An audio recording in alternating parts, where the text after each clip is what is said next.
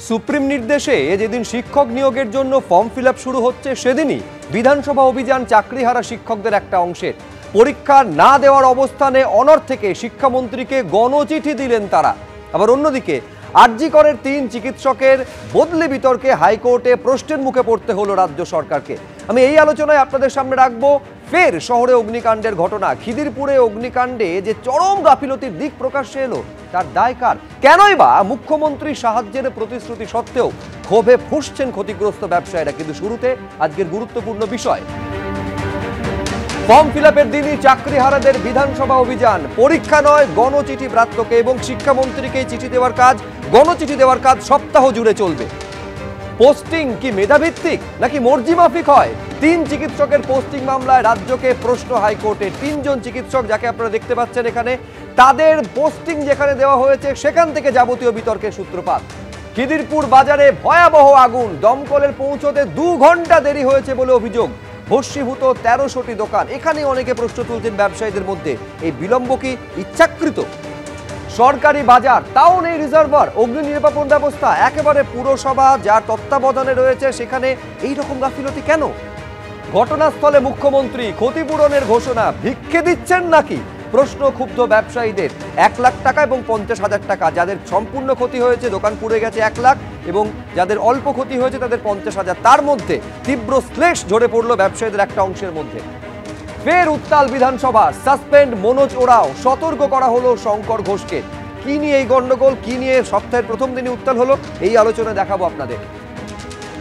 এবং নজরে থাকবে গ্রামীণ রাস্তা, 100 দিনের কাজ, আবাসে কেন্দ্রীয় বঞ্চনা। বিধানসভায় সরব হচ্ছেন মমতা। শুধুমাত্র তাই নয়, মমতা বন্দ্যোপাধ্যায় বিধানসভায় বিজেপি শাসিত রাজ্যগুলোর বিরুদ্ধে এই ইস্যুতে সরব হয়েছেন, যেখানে তিনি অভিযোগ করছেন বাংলায় কথা বললে পুশব্যাক করা হচ্ছে, সঙ্গে আধার কার্ড রয়েছে তাও বলা হচ্ছে বাংলাদেশি। মমতা বন্দ্যোপাধ্যায় নিশানায় বিজেপি শাসিত রাজ্য, একাধিক বিজেপি শাসিত রাজ্যের এখানে নাম করেছেন তিনি, যেখানে বাংলা ভাষীদের টার্গেট করে পুশব্যাক করা হচ্ছে বলে তার অভিযোগ। কিন্তু শুরুতে আপনাদের দেখাতে চাইবো যে বিধানসভা অভিযানের পর বিকাশ ভবনে গিয়ে শিক্ষামন্ত্রীকে চিঠি দিয়েছেন চাকরিহারাদের একাংশ। রাজভবনে তারা গিয়েছেন এবং এই মুহূর্তে আমি খবর পাচ্ছি যে বিধানসভার অধ্যক্ষ অর্থাৎ স্পিকার, তার কাছে পর্যন্ত গিয়েছেন চাকরিহারাদের একটা অংশ, চিঠি দিচ্ছেন তারা। কি কারণে তারা বিকাশ ভবনের বিধানসভার অধ্যক্ষের দ্বারস্থ হয়েছেন জানবো, সরাসরি কথা বলবো। ঐশী মুখোপাধ্যায় আমাদের প্রতিনিধি আমাদের সঙ্গে রয়েছেন। ঐশী, তারা কি অধ্যক্ষের সঙ্গে দেখা করতে পেরেছেন, তাদের বক্তব্য জানাতে পেরেছেন কিনা, দাবিটা কি তাদের? দেখো সুব্রজিৎ, তুমি জানো যে আজকে বিধানসভা অভিযানে ডাক দিয়েছিলেন চাকরিহারা শিক্ষক শিক্ষিকা শিক্ষাকর্মীদের একাংশ। সুবোধ মল্লিক স্কোয়ার থেকে তারা সেই মিছিল শুরু করেন, তবে আর অ্যাভিনিউ অর্থাৎ রানী রাসমণি অ্যাভিনিউতেই কিন্তু তাদেরকে পুলিশ কিন্তু গার্ড রেল দিয়ে আটকে দেয়। তারপরেই দেখা যায় যে 4:45 নাগাদ তারা রাজভবনে গিয়ে ডেপুটেশন দেন, আর এখন 5:50 নাগাদ তারা এসে পৌঁছেছেন এই বিধানসভার বাইরে। স্পিকার বিমান বন্দ্যোপাধ্যায়ের কাছে চিঠি দেবেন তারা, এবং 5 সদস্যের প্রতিনিধি দল এই মুহূর্তে এসে উপস্থিত হয়েছে, যদিও বা ভিতর থেকে এখনো পর্যন্ত তাদের কাছে ডাক আসেনি। বিধানসভায় কি কি দাবি নিয়ে তারা স্পিকারের দ্বারস্থ হচ্ছেন আমরা জিজ্ঞেস করবো। আমাদের সঙ্গে রয়েছেন একজন চাকরিহারা শিক্ষক। আজকে আপনারা বিধানসভা অভিযান করেছিলেন, সেই অভিযানে আপনাদেরকে রানী রাসমণি অ্যাভিনিউতে রুখে দেওয়া হলো, গার্ড রেল গার্ড ওয়াল দিয়ে রুখে দেওয়া হলো, এখন স্পিকারের দ্বারস্থ হতে এসেছেন। মূলত কি চিঠিতে আপনাদের দাবি রয়েছে? দেখুন, প্রথম কথা হচ্ছে আমরা যে সত্যের পথে আছি সেটা বারবার বোঝাচ্ছে প্রশাসন। মাননীয় স্পিকার মহোদয়কে আমরা চিঠি দিয়েছিলাম, জানিয়েছিলাম যে আমাদের কি কর্মসূচি আছে, আপনার কাছে আমরা যাব। আজকের তিনি এখন নেই। আজকের আমাদের এই যে চিঠি নিয়ে এসেছি, আজকের অন্তত দেয়া হচ্ছে না, আগামীকাল হবে। প্রশাসন আমাদের জানিয়েছে, ঠিক আছে, সেটা পরের কথা। আমরা যে দাবির ভিত্তিতে এসেছি, অবিলম্বে 22 লক্ষ ওএমআর শিট প্রকাশ করতে হবে। সেই যে ওএমআর আছে এসএসসি 2016 প্যানেলের, তার থেকে যোগ্য অযোগ্যের তালিকা প্রকাশ করতে হবে। পুলিশ প্রশাসনকেও জানিয়েছিলেন, তাহলে বিমান বন্দ্যোপাধ্যায় থাকাকালীন আপনাদেরকে নিয়ে আসা হলো না? এইটাই তো আসল রহস্য, যে আমরা যে সত্যের পথে আছি, সঠিক লড়াই আছি, মুখ্যমন্ত্রী যে বিব্রত হচ্ছেন, এটাই ফলে আমাদেরই এক চাকরিহারা এক অংশ দেখবেন কিভাবে অবলীলায় চলে এসেছিল। আমরা তো গেট থেকে ভিতরেই যেতে পারছি না। যাই হোক, আমরা এমন কিছু কথা বলবো না যেটা আমাদের পুলিশ প্রশাসনকে অসম্মান হয়। আমরা বলতে চাইছি যে এই যে বেআইনি একটা নোটিশ প্রকাশ করেছে রাজ্য সরকার, সুপ্রিম কোর্টের গত 23 এপ্রিলের রায়কে অমান্য করে, অগ্রাহ্য করে সেই আদেশনামা, বেআইনি নোটিশ এবং গেজেট বাতিল করতে হবে। রাজ্য অধিবেশন ডাকতে হবে। মাননীয় বিমান বন্দ্যোপাধ্যায় আমাদের স্পিকার, আমরা বলেছিলাম আপনি আমাদের সন্তান হিসাবে ডেকে নিন, কিন্তু বিমান বন্দ্যোপাধ্যায় মাননীয় স্পিকার তিনিও যে নিরপেক্ষ এটা তো আমরা জানতাম। একেবারে আমাদের নজর থাকবে যে বিধানসভার অধ্যক্ষের সঙ্গে দেখা করা তারা সময় পাচ্ছেন কিনা, তাদের যে দাবি এবং বক্তব্য সেটা তার কাছে তারা রাখতে পারছেন কিনা। কিন্তু আমি এখানে দেবনারায়ণ সরকারের কাছে শুরুতে আসতে চাইবো। আমি বলছি বিকাশ ভবন থেকে শুরু করে বিধানসভা থেকে শুরু করে রাজভবন, এমনকি বিভিন্ন রাজনৈতিক দলের দ্বারস্থ হওয়া থেকে শুরু করে প্রধানমন্ত্রী রাষ্ট্রপতির সাক্ষাৎ প্রার্থী পর্যন্ত তারা হয়েছেন। মূল বক্তব্য তো একটাই, যারা যোগ্য শিক্ষক শিক্ষিকা তারা যেন স্বপদে স্ববেতনে পুনর্বহাল হতে পারেন। আমি বলছি দেবনারায়ণ একাধিক বিষয় রয়েছে। এক হচ্ছে যে নোটিশের ভিত্তিতে বা বিজ্ঞপ্তির ভিত্তিতে আজ থেকে ফর্ম ফিল আপ শুরু হয়ে গেল, অভিযোগ হচ্ছে সেইটা সম্পূর্ণ gross violation of supreme court order. দ্বিতীয়ত হচ্ছে যে পরীক্ষাটা তারা দেবেন না বলছেন, তার একটা কারণ হচ্ছে যে মুড়ি মিছিরি একদর করে দেওয়ার চেষ্টা করা হচ্ছে। এবং তার একটা বড় কারণ আপনি মানবেন, সেটা হচ্ছে এই যে এসএসসি বা যারা পরীক্ষা নিয়ামক সংস্থা তারা চূড়ান্ত একটা অনাস্থা তাদের প্রতি তৈরি হয়েছে। আবার একটা পরীক্ষা নিলে সেটা নিয়ে যে আবার মামলা হবে না, সেটা নিয়ে যে আবার দুর্নীতি হবে না, তার নিশ্চয়তা কোথায়? আমি আগেও বলেছি শক্তি চট্টোপাধ্যায়ের কঠিন অনুভব, চারিদিকে তার উপঢৌকন কিন্তু আছে স্থির, দুহাত মুষ্টিবদ্ধ কিন্তু ভিতরে অস্থির। মুখ্যমন্ত্রীর কথা বলা হচ্ছে, মুখ্যমন্ত্রীর ভিতরে উনি ঠিকই বলছে, পালিয়ে বেড়াচ্ছে, নিশ্চয়ই পালিয়ে বেড়াচ্ছে। কারণ ঘটনা যেটা ঘটেছে, মুখ্যমন্ত্রী তো বলছে, মুখ্যমন্ত্রী আজকে আমাকে পালিয়ে বেড়াচ্ছেন, বিমান বন্দ্যোপাধ্যায় পালিয়ে। তো প্রশ্ন হচ্ছে ঘটনা যেটা ঘটেছে, আজকে সুপ্রিম কোর্ট চাকরিগুলো বাতিল করে দিয়েছে, উনি অন্তত কষ্ট করে অন্তত ডিসেম্বর পর্যন্ত রেখেছেন, রিভিউ পিটিশন শুধু আছে। এই জন্য এইটে চাকরির জন্য দরখাস্তটা গত মাসে 31 তারিখে দেওয়া হয়েছে, আজকে থেকে স্টার্ট হচ্ছে। এখন উনি কি করতে পারেন?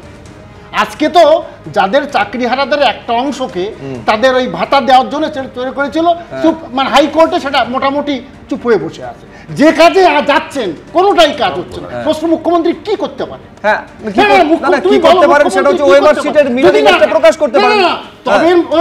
এটাই তো লাখ টাকার প্রশ্ন। যারা করে তারা তো চুরি করে, তারা তো জেলে আছে, সেটা যদি নষ্ট করে তখনকার সময় 4-5 বছর পরে কেস হচ্ছে, সেটা নষ্ট করে। আমি তরুণজ্যোতি তিওয়ারির কাছে আসবো, তার কারণ তরুণজ্যোতি তিওয়ারি যেহেতু পেশায় আইনজীবী, পুরো আইনগত দিক থেকে আরো ব্যাখ্যা করতে পারবে যে এই যে নোটিশের ভিত্তিতে বা বিজ্ঞপ্তির ভিত্তিতে আজ থেকে ফর্ম ফিল আপ হচ্ছে, সেটা কেন violation of gross violation of supreme court order. কিন্তু তার আগে আমি এইখানে দেখাতে চাইবো জহর সরকার আজকে সুবোধ মল্লিক স্কোয়ারে আন্দোলনকারীদের যে মঞ্চ, সেখানে গিয়ে তিনি মারাত্মক অভিযোগ করছেন। তিনি বলছেন এই যে আন্দোলন যেটা ঘটছেন, যোগ্য চাকরিহারা শিক্ষক শিক্ষিকারা তাদের আন্দোলনকে রাজনৈতিক ফায়দার জন্য বিভিন্ন রাজনৈতিক দল ব্যবহার করছে। দেখুন, এই এতদিন ধরে আন্দোলন চলছে, কিন্তু কোনো বৃহৎ রাজনৈতিক দল কিন্তু ওদের হয়ে এই প্রশ্নটি উত্থাপন করছে না। কিছু রাজনৈতিক দল চেষ্টা করেছে এর থেকে একটা রাজনৈতিক ফায়দা নিতে। যখন তারা উচ্চারণ করেছে এদের নাম, তখন তারা রাজনীতির দিকটা দেখে, তাদের রাজনৈতিক লাভ কি হবে সেই দেখেই তারা এইসব প্রশ্ন তুলেছে। আমার মনে হয় না যে শিক্ষকেরা কোনো মনে প্রাণে কোনো রাজনৈতিক দলের সাথে জড়াতে চায়। তা সম্পূর্ণ বিবেকের উপর নির্ভর করছে তারা নিজেরা ভরবে কিনা। আমি আমার মতামত কিছুক্ষণ আগে বললাম, 10 বছর পরে তাদের মানসিক প্রস্তুতি আছে কিনা। কিন্তু আমি বুঝি না, যেখানে 2016-তে 22 লক্ষ প্রার্থীকে নিয়ে 2025 অবধি এত বড় খেলা চলছে, এত কোটি টাকার ঘুষ খাওয়া হয়েছে, সেখানে আজকে 26-এ পরীক্ষা দিয়ে 36 অবধি কি এই খেলা খেলবে? দেখুন, নিঃসন্দেহে তরুণজ্যোতির কাছে এই প্রশ্ন থাকবে, সেই রাজনৈতিক দলের বৃত্তের মধ্যে ওর দল পড়ে কিনা। এবং পাশাপাশি এটাও আমি জানতে চাইবো, সুরাহার কি কোনো উপায়, আর কোনো উপায় অবশিষ্ট নেই তরুণজ্যোতি? পরীক্ষা কি দিতেই হবে, যেটা তারা চাইছেন না সঙ্গত কারণে? খারাপ লাগবে, খুব খারাপ লাগবে, বাট ফ্যাক্ট ইজ সুপ্রিম কোর্টের অর্ডারের পরে পরীক্ষা ছাড়া কোনো রাস্তা নেই। যে রিভিউ ফাইল করেছিল সেই রিভিউতে কিছু 0.0001% চান্স থাকতো যদি রাজ্য সরকার এবং এসএসসি যোগ্য অযোগ্য লিস্টটা আলাদা করে দিতে পারতো, অর্থাৎ 23 লক্ষ ওএমআর প্রকাশ করতে পারতো, ইন্টারভিউ মাস্টার ডাটা দিতে পারতো। তারা দেয়নি, কারণ তারা চেয়েছিল, তাকে দুটো রাস্তা ছিল, হয় তারা পুরো প্যানেল বাঁচাতো মানে গোলমাল করে, অথবা পুরো প্যানেল যেত, তাহলে চোর কারাটা বেরোতো না। দেবনারায়ণ বলছে না থাকলে দেবে, আসছি আমি, এক্স্যাক্টলি নেই তো নেই, ইচ্ছা করে নেই, চোর কারাটা বেরোতো না। প্রবলেমটা কি জানো সুরজিৎ? প্রবলেমটা হয়ে গেছে এইটা যে পরীক্ষাটা হচ্ছে, যেটা নোটিফিকেশন আজকে তোমরা দেখলে, এটা সবার জন্য হচ্ছে। মানে সেই 22 লক্ষ পরীক্ষার্থী বা 23 লক্ষ পরীক্ষার্থী, যার মধ্যে 26,000 চাকরি বাতিল হলো তারা, প্লাস নতুন যারা কোয়ালিফিকেশন অ্যাটেন্ড করে তারা। দুটো প্রবলেমই দুটো সাইডই মরবে। কেন বলছি? ফার্স্ট হচ্ছে আগের যারা ছিল তাদের এক্সামটা হওয়া উচিত ছিল 2016 রিক্রুটমেন্ট রুলস অনুযায়ী। চাকরি বাতিল হয়ে গেছে মানে কারোর কিন্তু এক্সপিরিয়েন্সটা নেই হিসাব মতো, তাহলে সেখানে এক্সপিরিয়েন্স নাম্বারটা কোত্থেকে আসবে? 1 নম্বর। 2 নম্বর ওটাকে বাদ দেওয়া হয়েছিল, সেই সময় ওই সময় ছিল অ্যাকাডেমিক্সের নাম্বারটা ছিল প্রায় 35 এর কাছাকাছি। এখন নতুন নোটিফিকেশনে অ্যাকাডেমিক্স 10 এবং এসএসসি এবং মানে পড়াশোনা এসএসসির কাছে নাম্বার আছে হচ্ছে প্রায় 30 কিসে আছে? ওদের ইন্টারভিউ আছে, প্রায়ার টিচিং এক্সপিরিয়েন্স আছে, আদার থিংস করে 30 নাম্বার আছে। তো ওইখানে আবার খেলাটা খেলবে, আবার মার্কেট ওপেন হয়ে গেল। লাস্ট আর এবার নতুনরা কীভাবে মরবে? নতুনরা তো পরীক্ষায় বসার সুযোগ পায়নি, তারা এই এক্সপিরিয়েন্সটা জোগাড় করবে কোত্থেকে? যাদের চাকরি বাতিল গেল তাদের এক্সপিরিয়েন্স থাকার কথা না। এখানে একটা রাস্তা খোলা রেখেছে এই সরকার, কি যারা কন্ট্রাকচুয়াল কাজ করতো তাদেরকেও নাকি এক্সপিরিয়েন্স দেওয়া হবে পার ইয়ার 2 মার্কস করে। এবার কন্ট্রাকচুয়াল সার্টিফিকেটটা বিক্রি হবে। সুতরাং যারা যোগ্য আজকের দিনে নতুন তাদেরও প্রবলেম, যারা মানে চাকরি বাতিল গেছে, যাদের চিহ্নিত যোগ্য অযোগ্য নয় বা চিহ্নিত করা যায়নি তাদেরও প্রবলেম হলো। পুরো ব্যাপারটা একটা গোলমাল করে বলছি। তার মানে এটা একটা নতুন বিষয় সংযোজন করলো তরুণজ্যোতি। আমি দেবনারায়ণদার কাছে আসবো, মানে চুক্তিভিত্তিক যারা ছিলেন, যে চাকরি যারা শিক্ষকতার চাকরি করছিলেন তাদেরকে এক্সপিরিয়েন্স সার্টিফিকেট দেওয়া হবে। তার মানে যেটা বলতে চাইছে তরুণজ্যোতি, সেখানে একটা বড় টাকা খেলা। না এটা নয়, চুক্তিভিত্তিক তারা প্রত্যেকটা স্কুলে চুক্তিভিত্তিক কাজ করছিল আজকে থেকে না। চুক্তিভিত্তিকরা সিপিএম এর সময় ছিল, এখনো চুক্তিভিত্তিক। না এরা আগেও সুযোগ পেয়েছে। না এরা আগেও সুযোগ পেয়েছে। 2012 অনুষ্ঠানে 5% এক্সপেরিয়েন্স ছিল, 5 মার্কস ছিল, ডেমনস্ট্রেশনে 5 ছিল, তারাও সেখানে সুযোগগুলো না আমি সে কথা বলছি। এটা ছিল না। এই সরকারের প্রথম আমলে যখন পরীক্ষা হয়েছিল তখন এক্সপেরিয়েন্সে 5 ছিল, আর ডেমোতে ছিল 5। এটা বাড়িয়েছে। প্রশ্ন হচ্ছে যারা এই যে 15,400 এদের সুবিধার জন্য এই যে 10টা মূল হচ্ছে, এই 10টা, এই 10টা বাড়ানোর পরে এরা 10 থেকে শুরু করবে। এবং কিন্তু আপনি যেটা বলছেন না সেটা হচ্ছে একাডেমিক স্কোরটা 35 থেকে 10 করে দেওয়া হয়েছে। তার মানে আমি বলছি, তার মানে যেখানে যোগ্যতার ভিত্তিতে, শিক্ষাগত যোগ্যতার ভিত্তিতে যাদের এগিয়ে রাখার কথা, আমি বলছি সেখানে তো আপোষটা করা হচ্ছে। এইখানে যারা প্রশ্ন করছেন যে মুড়ি মিছরি একদর করে দেওয়া হচ্ছে কিনা। 3 জন চিকিৎসক যারা আরজিকর আন্দোলনের অন্যতম পরিচিত মুখ, তাদের পোস্টিং ঘিরে বিতর্ক জানিয়ে মামলা গড়ালো কলকাতা হাইকোর্টে। আজকে শুনানিতে মহামান্য কলকাতা হাইকোর্ট প্রশ্ন করছে যে তাদের যে পোস্টিং হয়েছে তার ন্যায্যতা, সেটা যে ন্যায্য উপায়ে হয়েছে, ন্যায্যভাবে হয়েছে, সেটা প্রমাণ করবেন কি করে? রাজ্যকেই প্রশ্ন করছে কলকাতা হাইকোর্ট। এবং এই প্রশ্ন করা হচ্ছে যে পোস্টিং সেটা কি মেধাভিত্তিক হয়, নাকি যেখানে যাকে মনে হলো সেখানে পোস্টিং করে দিলেন? প্রশ্ন করছে কলকাতা হাইকোর্ট রাজ্যকে। দেখুন,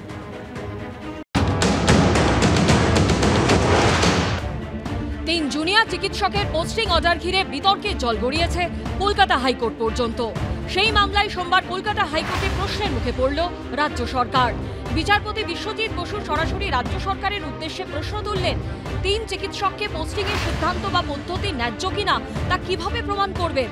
এরই সঙ্গে তিনি আরও প্রশ্ন করেন, পোস্টিং কি মেধাভিত্তিক হয়, নাকি যাকে যেখানে পছন্দ তাকে সেখানে পাঠিয়ে দেওয়া হয়? অনিকেত মাহাতোর মামলায় রাজ্য সরকারের রিপোর্টও তলব করেছে কলকাতা হাইকোর্ট। অনিকেত মাহাতোর অভিযোগের প্রেক্ষিতে হলফনামা আকারে রিপোর্ট জমা দেবে রাজ্য সরকার। বাকি 2 চিকিৎসক দেবাশিস হালদার এবং আশফাকুল্লাহ নাইয়ার মামলাতেও রাজ্য সরকারকে রিপোর্ট জমা দিতে নির্দেশ দিয়েছে আদালত। আগামী সোমবারের মধ্যে জমা দিতে হবে রিপোর্ট। দেবাশিস হালদার, অনিকেত মাহাতো এবং আশফাকুল্লাহ নাইয়া আরজিকর আন্দোলনের অন্যতম 3 মুখ। কাউন্সেলিং এর সময় তাদের পোস্টিং ছিল এক হাসপাতালে, অথচ গত মাসে মেধা তালিকা বেরোলে দেখা যায় সেই হাসপাতাল বদলে গেছে।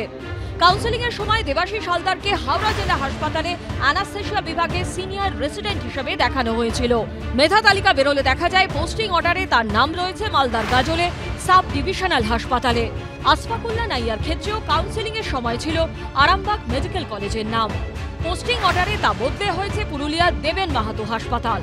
কাউন্সেলিং এর সময় ফার্স্ট ইয়ার সিনিয়র রেসিডেন্ট হিসেবে অনিকেত মাহাতোর নাম ছিল আরজিকর মেডিকেল কলেজে, পোস্টিং অর্ডারে সেই জায়গা বদলে হয়েছে রায়গঞ্জ মেডিকেল কলেজ। এ নিয়ে কলকাতা হাইকোর্টের দ্বারস্থ হন তারা। সোমবার শুনানি চলাকালীন মৌখিক পর্যবেক্ষণে বিচারপতি বিশ্বজিৎ বসু জানান, আদালত আশা করে আগামী সোমবার পর্যন্ত অনিকেত মাহাতোর বিরুদ্ধে শাস্তিমূলক পদক্ষেপ করবে না রাজ্য সরকার। আরজিকর মেডিকেলের অ্যানাস্থেশিয়া বিভাগের বাকি একটি শূন্য পদে আগামী সোমবার পর্যন্ত নিয়োগ করবে না রাজ্য সরকারের আশ্বাসের ভিত্তিতে মৌখিক পর্যবেক্ষণে জানালেন বিচারপতি বিশ্বজিৎ বসু। এদিন রাজ্য সরকারের উদ্দেশ্যে বিচারপতি বলেন, অনিকেত মাহাতো দাবি করছেন যে তার র্যাঙ্ক 24। আরজিকর হাসপাতালে অ্যানাস্থেশিয়া বিভাগে 4টি শূন্য পদ আছে, তার মধ্যে 2টি শূন্য পদে 26 এবং 34 র্যাঙ্ক করা 2 চিকিৎসককে নিয়োগ করা হয়েছে, অথচ অনিকেত নিয়োগ পাননি। এই পদক্ষেপ ন্যায্য কিনা তা কিভাবে প্রমাণ করবেন? আমরা যে জায়গাটা বলছি যে এই যে 3 জনকে হঠাৎ এই আরবিটারিভাবে পোস্টিং দেওয়া হলো কেন, এর জায়গায় সরকারের কোনো যুক্তিযুক্ত আছে কি নেই, সেই জায়গা থেকে আমি যেটুকু দেখলাম সেটা হচ্ছে যে তিনি সময় চেয়েছেন। পরের মঙ্গলবারের মধ্যে তিনি একটা লিখিত রিপোর্ট, এফিডেভিট বা রিপোর্টের আকারে দেবেন বলে মহামান্য বিচারপতিকে জানিয়েছেন। কোনো প্রশ্নের মুখে পড়েছে বলে না, কেউ কোনো মামলা করলে স্বভাবতই কোর্ট খুব রুটিনভাবে যার বিরুদ্ধে মামলা বা যাদের দিকে মামলা তাদের তরফের বক্তব্য জানতে চায়। আমি যদি কারোর বিরুদ্ধে আপনার বিরুদ্ধে মামলা করি, হাইকোর্ট আপনার কাছে বলবে যে আপনার কি বক্তব্য জানান, তার মানে কি আপনি প্রশ্নের মুখে পড়লেন? আগামী মঙ্গলবার এই মামলার পরবর্তী শুনানি। সৌভিক মজুমদারের রিপোর্ট, এবিপি আনন্দ। দেখুন, পোস্টিং বিতর্কে কোর্টের অবজারভেশন কিন্তু অত্যন্ত গুরুত্বপূর্ণ। আমি রাজাগোপাল বাবুর কাছে আসবো, যেখানে কোর্ট এই কথা বলছে যে অনিকেত মাহাতোর দাবি অনুযায়ী তার র্যাঙ্ক হচ্ছে 24। এবারে আরজিকর মেডিকেল কলেজে 4টে ভ্যাকেন্সি রয়েছে, আপনি 26 এবং 34কে রিক্রুট করছেন কিন্তু 24কে করছেন না, রায়গঞ্জে পাঠিয়ে দিচ্ছেন। আমি বলছি এইবারে কিন্তু রাজাগোপাল বাবু রাজ্যকে প্রমাণ করতে হবে যে এই যে 3 জন চিকিৎসকের বদলি বা পোস্টিং বিতর্ক, সেইটা সম্পূর্ণ নিয়মমাফিক হয়েছে, এর পেছনে কোনো রাজরোষ কাজ করেনি, যেটা অনেকে অভিযোগ করছেন যেহেতু আরজিকর আন্দোলনের অন্যতম প্রতিবাদী এবং পরিচিত মুখ ছিলেন তারা। এইটা কিন্তু আবার রাজ্যকে প্রমাণ করতে হবে কোর্টে। দেখুন, স্বচ্ছতা হচ্ছে যে কোনো প্রশাসনের মূল ভিত্তি। আপনি যদি স্বচ্ছতা না রাখেন কোনো প্রশাসন চালাতে পারবেন না। আর সরকারি প্রশাসনে তো এটা তো একবারে মাস্ট। কিন্তু অত্যন্ত দুঃখ এবং লজ্জার ব্যাপার যে আমরা দেখতে পাচ্ছি যে প্রশাসনের মধ্যে কোথাও স্বচ্ছতা।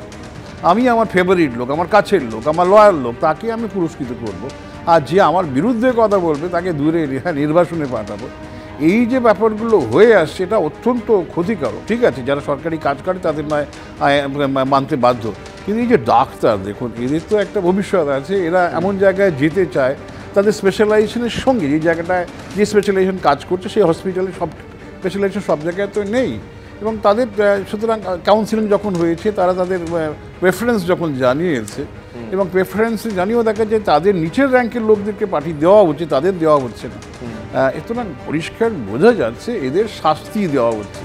কেন শাস্তি? এরা সরকারের বিতর্কটা কেন তৈরি হয়েছে, আমি শুধু যদি অনিকেত মাহাতোর কথা বলি, অনিকেত মাহাতোর কাউন্সেলিংয়ের সময় ফার্স্ট ইয়ার সিনিয়র রেসিডেন্ট হিসাবে অনিকেত মাহাতোর নাম ছিল আরজিকর মেডিকেল কলেজে, এটা হচ্ছে প্রথম কাউন্সেলিংয়ের সময়। এরপর যখন পোস্টিং অর্ডার বেরোচ্ছে তখন দেখা যাচ্ছে রায়গঞ্জ মেডিকেল কলেজ। এইখানে হচ্ছে বিতর্কটা রাজাগোপাল বাবু, যে আপনি প্রথমে আমাকে বলছেন আরজিকরে ভ্যাকেন্সি রয়েছে, কিন্তু তার মধ্যে এই যাবতীয় কর্মকাণ্ড, আরজিকরের যে প্রতিবাদ আন্দোলন ইত্যাদি হয়েছে, তারপরে সেখানে আপনি রায়গঞ্জ মেডিকেল কলেজে সেখানে পোস্টিং দিচ্ছেন। আমি মহানন্দা কাঞ্জিলালের কাছে আসবো, যখন কোর্ট এই কথাটা বলে মহানন্দাদি যে এই যে নিয়োগ বা পোস্টিং সেটা কি মেধাভিত্তিক হচ্ছে নাকি মর্জিমাফিক হচ্ছে, যাকে যখন যেখানে মনে হচ্ছে আপনি পোস্টিং দিচ্ছেন। আমি বলছি তার মানে এইটা আমাদের বুঝতে হবে কি যে কোথাও না কোথাও কোর্টের মনেও সংশয়টা তৈরি হয়েছে। একটা ঘটনার কথা মনে পড়ে যাচ্ছে, ডক্টর সুভাষ মুখোপাধ্যায়, উনিও ডাক্তার ছিলেন এবং একটা কনস্পিরেসির শিকার হয়ে ওনার মতো একজন ডাক্তার, যিনি একটা বিশ্ববিখ্যাত আবিষ্কার করেছিলেন টেস্ট টিউব বেবি, ভারতের প্রথম, তাকে পাঠিয়ে দেওয়া হয়েছিল একেবারে দূরে একটা জায়গায়, যেখানে ন্যাচারালি তার গবেষণার অসুবিধে, শহরে কলকাতার মতো শহরে না থাকলে ল্যাবরেটরি থাকে না, এই ধরনের অসুবিধেগুলো হয়। এবং এক্ষেত্রে যেটা আমরা একটাই কথা বলবো যে স্বচ্ছতা থাকবে। যেহেতু কাউন্সেলিং হয়, কাউন্সেলিংটা কেন হয়? এই কারণেই তো যে এই স্বচ্ছতাটার প্রয়োজন রয়েছে। কিছুদিন আগে খবরে দেখেছিলাম এক ভদ্রমহিলা ডাক্তার, তাকে বারবার অ্যাপ্লাই করা সত্ত্বেও তাকে এমন জায়গায় পোস্টিং দেওয়া হয়েছিল, তার একটি স্পেশাল চাইল্ড ছিল, তিনি আত্মহত্যা করেছিলেন। কাজেই কাজ করার সুযোগের পরিধিটা থাকবে এবং ঠিকমতো যারা ডাক্তার, শিক্ষক, তারা তাদের কাজগুলো করবেন। কিন্তু আমরা দেখতে পাচ্ছি যে বর্তমান সমাজে ডাক্তার, শিক্ষক সবাই আন্দোলন করছে, কেন আন্দোলন করতে হচ্ছে? যদি সব কিছু ঠিকঠাক হয়, একেবারেই স্বচ্ছভাবে সব কিছু হয়, নিয়োগের পরীক্ষাই হোক বা ডাক্তারদের প্লেসমেন্টই হোক, সেখানে স্বচ্ছতা থাকলে তো এই আন্দোলনেরও প্রয়োজন নেই, এত কোর্টে যাওয়ারও দরকার নেই। এগুলোর কেন প্রয়োজন হচ্ছে? তাতে কিন্তু সরকারি ব্যবস্থাপনা মানে শিক্ষা, স্বাস্থ্য, এগুলোর পরিষেবাগুলো ব্যাহত হচ্ছে। মানুষ চিকিৎসা পাবে না, মানুষ শিক্ষক পাবে না। হ্যাঁ, আপনি ব্যবস্থাপনা প্রশ্ন তুলছেন, এবার ব্যবস্থাপনার আরেকটা দিক আমি দর্শকদের সামনে রাখবো, যেটা খিদিরপুর বাজারের ব্যবস্থাপনা। একেবারে একটা সরকারি বাজার, 4 বছর আগে একেবারে পুরসভা সেটা সম্পূর্ণ দায়িত্ব গ্রহণ করেছে। এই ব্যবস্থাপনা এমন জায়গায় ছিল, ভাবতে পারেন যে 1300টা দোকান পুড়ে ছাই হয়ে গিয়েছে। দমকল নাকি জানানোর পরেও 2 ঘন্টা দেরিতে এসেছে। ওয়ার্ডগঞ্জ থানা নাকি বারবার ফোন করা সত্ত্বেও ফোন ধরেনি বলে অভিযোগ।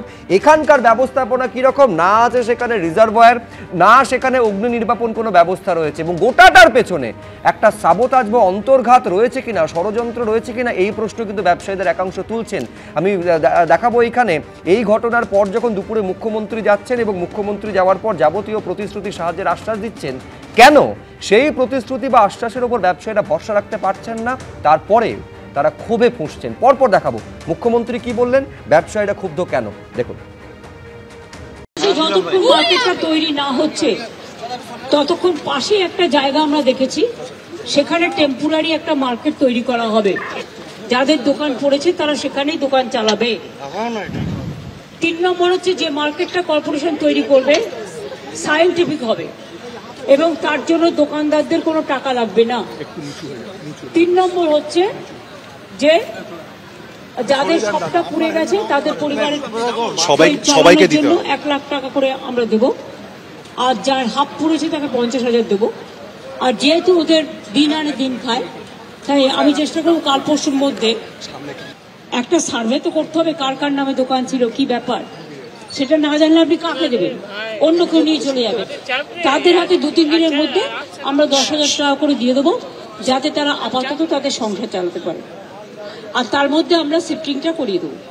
দেখছি যে এখানে মুখ্যমন্ত্রী চলে যাওয়ার পরেই যারা এখানকার ব্যবসায়ীরা তারা কিন্তু একাধিক অভিযোগ তুলছেন যে তারা জায়গা ছাড়বেন না।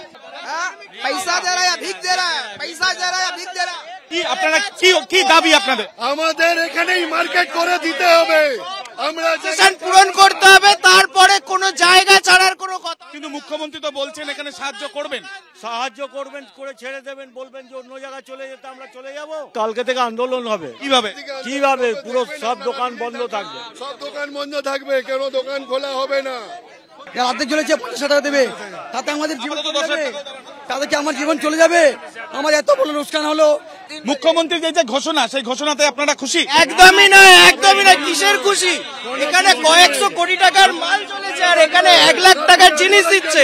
কোটি কোটি মাল এখানে। উনি তো বলছিলেন যে একটা ব্যবস্থা করার চেষ্টা। মরে গেছে, এটা মাল জ্বলেনি, মানুষ মরে গেছে। কি করবে? সারা সম্পত্তি চলে গেছে। 1 লাখ টাকা দিলে কি হবে? কিছু হবে? এই যেটা খিদিরপুরের বাজার, এটা নাকি ব্রিটিশ আমলের বাজার। এইটা স্থানীয় যারা ব্যবসায়ীরা রয়েছেন তারা বলছেন যে একটা দীর্ঘ সময় পর্যন্ত দক্ষিণ 24 পরগনার জেলা শাসকের দায়িত্বে ছিল, তারপর 4 বছর পুরসভা সেটা দায়িত্বে নিয়েছে। আমি বলছি তার মানে তো দেবনারায়ণ একটা সরকারি বাজার, সেখানকার যাবতীয় ব্যবস্থাপনা দেখার দায়িত্ব হচ্ছে সরকারের। সেখানে না আছে কোনো রিজার্ভারের ব্যবস্থা, না আছে কোনো একেবারে অগ্নি নির্বাপন ব্যবস্থা। গাফিলতির দায় তো তার মানে কোথাও না কোথাও সরকারেরকেই নিতে হবে। দেখো একটা কথা বলি, কলকাতা যে প্ল্যান এবং আজকের না বহু বছরের একটা পুরনো সিটি, বহু পুরনো, সব ভারতের প্রত্যেকটা পুরনো সিটিতে কদিন আগে দেখলাম মহারাষ্ট্রে সেখানেই হলো, তার আগে দিল্লি হলো। এই জিনিসগুলো অনেক হচ্ছে। আমার প্রশ্ন, সরকার ইচ্ছা করে ওটা করে না প্রত্যেক জায়গায়। এই জিনিসটা করতে গেলে কলকাতাকে নতুন করে সাই, যেমন উনি বললেন এই যে জায়গাটার মধ্যে জায়গাটা, সেই জায়গাটা সেই করাটার সুবিধা হয়তো নেই।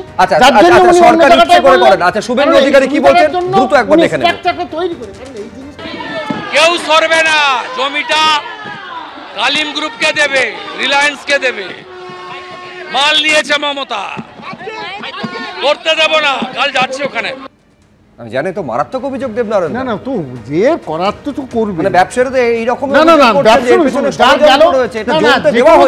যে কোনো দোকান কোথায় ক্ষতি হলে আর যা পায় আর যা যায় তা 1000 গুণ বেশি। কারণ ওই লক্ষ লক্ষ টাকার কোটি টাকারও মাল থাকতে পারে, ওটার নিয়ে কোনো বক্তব্য না। প্রত্যেক ক্ষেত্রে দোকানের যা ক্ষতি হয় আর যা কম্পেনসেশন পায় তার থেকে অনেক অনেক কম। কিন্তু প্রশ্ন হচ্ছে সেখানে করা যায়নি। বিস্মদে 2 লক্ষ, এখানে দোকান না হারিয়ে গেল, তাদের 1 লক্ষ। মৃত্যু হলে না বিস্মলে ওর জন্য, দোকানের জন্য 2 লক্ষ না, কেউ মারা গেলে তার পরিবারের সাহায্যের জন্য। এখানে কেন, আসামও কিছুদিন আগে হয়েছে, মহারাষ্ট্র পর্যন্ত হয়েছে। এই বিস্মদের জন্য সব জায়গায় হয়, কারণ তার পরিবার তো কোনো দোষ করে, সে মরে যেতে পারে। সেখানে 5-6টা বাচ্চা আছে বা তাদের আত্মীয় স্বজন বা তার সঙ্গে অনেক রিলেটেড, সেক্ষেত্রে ওই জন্য এটা বলবেন না। এটা পুড়িয়ে গেছে, যেখানে যদি মৃত্যু হতো তখন ওই 1 লাখ টাকা ওভাবে কম্পেনসেশন দিত না, কিন্তু পুড়িয়ে গেছে তার জন্য কম্পেনসেশন।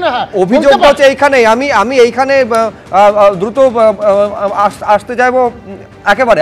মূল বক্তব্যটা হচ্ছে যে 55 একর জমি, যেখানে যে জমিটা বিপুল জায়গা জুড়ে 1300টা দোকান ছড়িয়ে রয়েছে, 55 একর জমি, সেই জমিটা হস্তান্তরের একটা কৌশল করা হয়েছে বলে ব্যবসায়ীদের একটা বড় অংশের অভিযোগ। এবং সেই কারণে ওয়াটগঞ্জ থানাকে নাকি বারবার ফোন করা সত্ত্বেও তারা ফোন ধরেনি, সেই কারণে 2 ঘন্টা দেরিতে নাকি দমকল এসেছে, সেই কারণে দমকল আসা সত্ত্বেও সেখানে জল ছিল না, সেই কারণে ট্যাঙ্কে পাম্পে নাকি তেল ছিল না, যার জন্য গঙ্গা থেকে জল তারা তুলতে পারেনি। অর্থাৎ একটাই আগুন লেগেছে।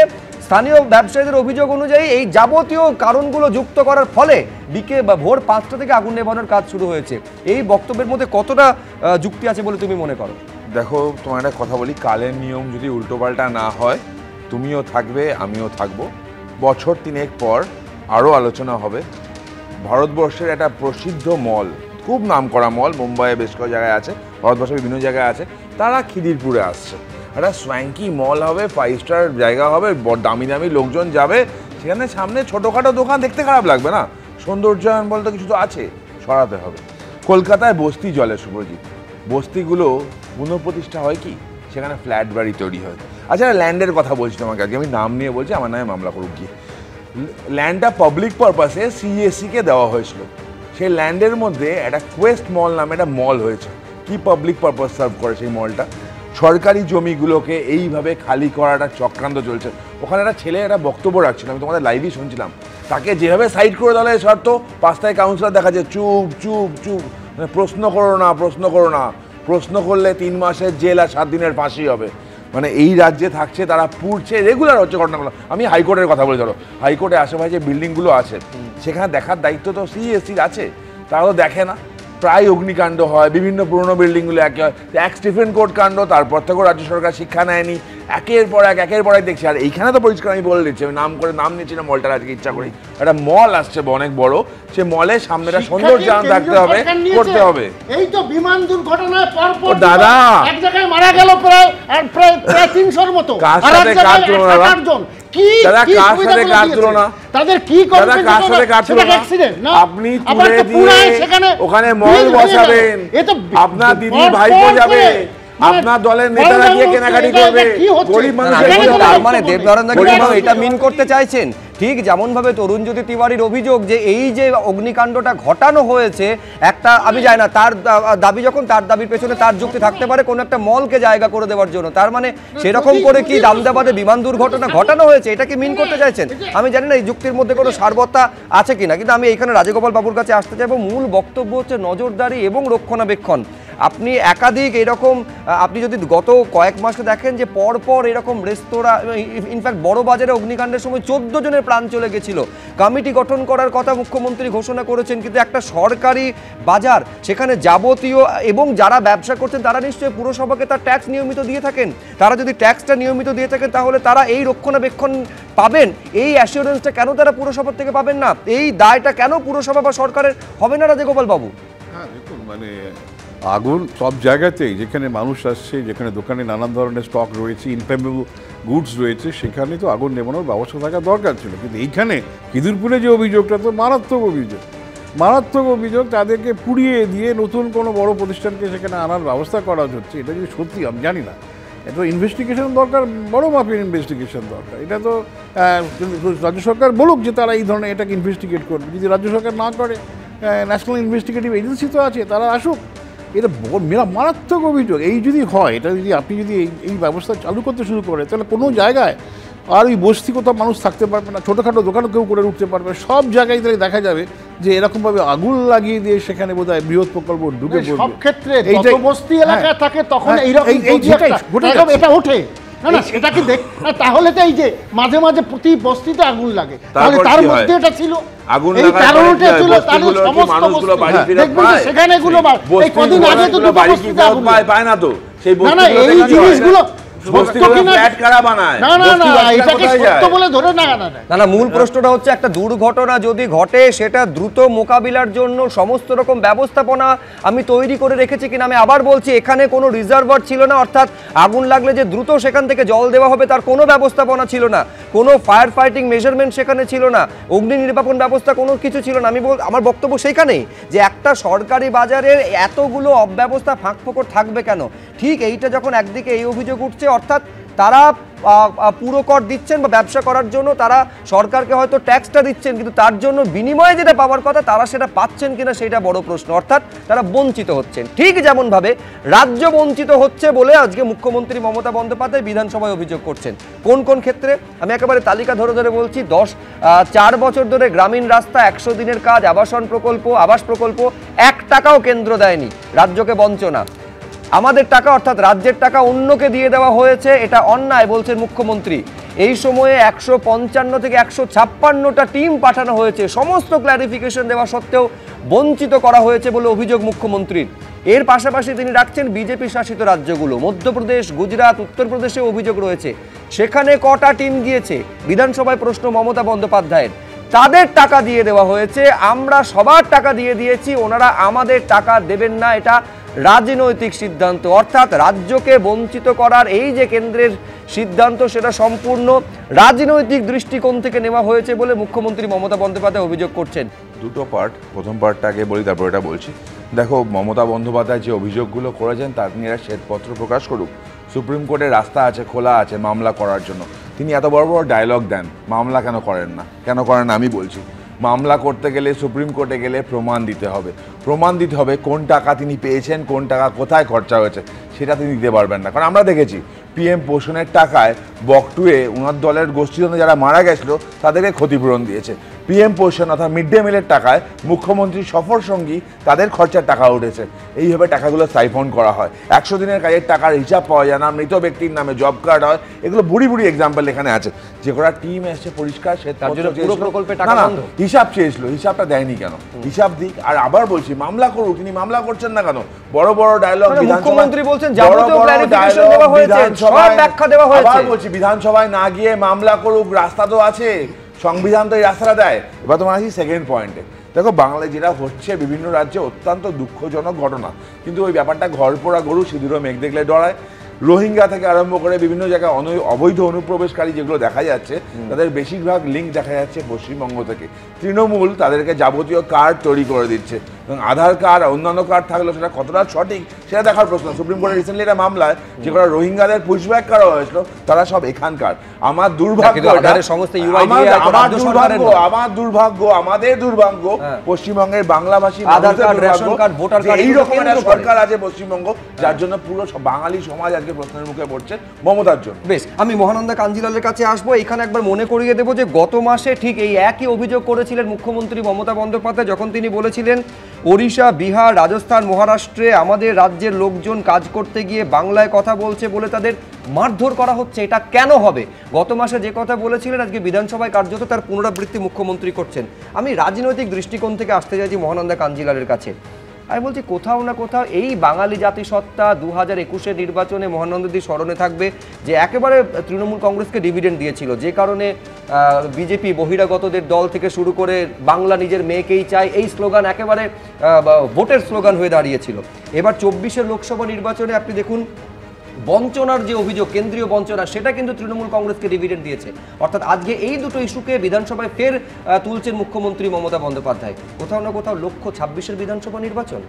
অবশ্যই 26-এর তো সামনেই নির্বাচন আছে, কিন্তু দুটো কথা বলবো, সেটা হচ্ছে যে অবশ্যই হিন্দি বলয়ে বাংলা ভাষীদের একটা সমস্যা আছে এবং এটা নানা জায়গাতে গিয়ে নানা রকম খবর আমরা পাই যে বাঙালিদের কিন্তু মানে একটু নিচু চোখে দেখা হয়, বিশেষ করে যারা এই সমস্ত পরিযায়ী শ্রমিক যারা যাচ্ছেন ওখানে গিয়ে কাজকর্ম করে, এটা কিন্তু বহু ভুরি ভুরি উদাহরণ আছে। কাজে এটা একটা প্রবলেম আছে, এটা অস্বীকার করার কোনো জায়গা নেই। আর বঞ্চনার কথা যেটা বলা হচ্ছে, আমি বলবো যে এই রাজনৈতিক তরজায়, রাজনৈতিক কাজকর্মের জন্য, তর্কাতর্কির জন্য, বিতর্কের জন্য বা রাজনৈতিক কার্যক্রমের জন্য সাধারণ মানুষ কিন্তু সবথেকে বেশি ভুগছে। অর্থাৎ এই যে পরিষেবা, এই পরিষেবাগুলো ফেডারেল স্ট্রাকচারে রাজ্য কেন্দ্র মিলে দেওয়ার কথা, কারুর একার দায়িত্ব নয়। সেটা রাস্তা বলো বা যে কোনো রাস্তা হোক বা অন্য কোনো পরিষেবা হোক, 100 দিনের কাজ সব থেকে বড় কথা। এইটার টাকা বন্ধ করাটা কিন্তু কোনোভাবে উচিত নয়। বেশ, হিসেবের প্রশ্ন তুলছিল তরুণজ্যোতি দ্রুত, দেবনারায়ণ সরকার হিসেব দেওয়া হচ্ছে। আচ্ছা, আমার একটা কথা বলো, রবীন্দ্রনাথের সোনার তর্তি আছে, কারো ভাগ্যে সুধা ওঠে, কারো হলাফল জানি না কেন সব কোন ফলাফল। সুধা উঠছে কোথায়? ডবল ইঞ্জিন সরকারে 1 কোটি কার্ড বাতিল হয়েছে, সেখানে তবুও 100 দিনের প্রকল্প, আবাস যোজনা, পরিষ্কার সব চলছে। এমনকি এই আসামে 60% কৃষক সম্মান নিধি ভুয়া, তাতেও চলছে। সুতরাং আজকে কোথায় বলবো সমস্ত ডবল ইঞ্জিনে পশ্চিমবঙ্গ পাবে না, আজকে 100 দিন পাবে না, আবাস পাবে না, রাস্তার টাকা পাবে না, মানে কোনো টাকা পাবে না। 1,70,000 টাকা দেবে না। 19 নির্বাচনে হারার পর এই জিনিসটা করছে, এর মতো বৈষম্য আর হয় না। এটাই মারাত্মক বৈষম্য। এর মতো বৈষম্য সারা যেভাবে করছে, এটাই হচ্ছে মস্ত বড় বক্তব্য। ব্যাপারটা হচ্ছে যে কেন্দ্রীয় যে সমস্ত প্রকল্প আছে সেগুলো রাজ্যের যে পার্টিসিপেশন ভলেন্টারি। আমরা অনেকগুলো, যেমন আয়ুষ্মান প্রকল্প রাজ্য জয়েন করে, মানে কোনো কম্পালসারি কিছু নেই।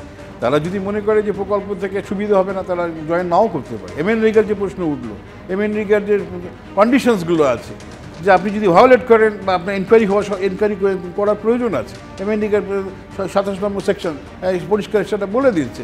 সুতরাং এই জায়গায় দাঁড়িয়ে তো কেন্দ্রের যে অধিকারের মধ্যে তো রয়ে গেছে। প্রান্তিক মানুষ কোনো রাজ্যে তো পারে না, অন্য কোন রাজ্যে করছে রাজাগোপাল বাবু শুধুমাত্র পশ্চিমবঙ্গে। এই জিনিসটা কেন? এগুলো হচ্ছে নিয়ম ভাঙলেই কিন্তু নিয়ম ভাঙলে এনকোয়ারি হওয়া দরকার, বন্ধ করা তাহলে একমাত্র রাস্তা তো কোর্টে যাবে। না, কোর্টে গিয়ে কি হবে? কোন কোর্টে সমাধান হয়? এইবারে রাজ্যের পরবর্তী পদক্ষেপ কি হয়, উল্টো দিকে কেন্দ্র পদক্ষেপ কি হয়, এবং কেন্দ্র এবং রাজ্যের দুই রাজনৈতিক দল অর্থাৎ বিজেপি, তৃণমূলের তরজা যে আগামী দিনে ভোট যত এগোবে বাড়বে, এ নিয়ে কোনো সন্দেহ নেই। আপাতত আলোচনার এই পর্ব এখানে শেষ করছি।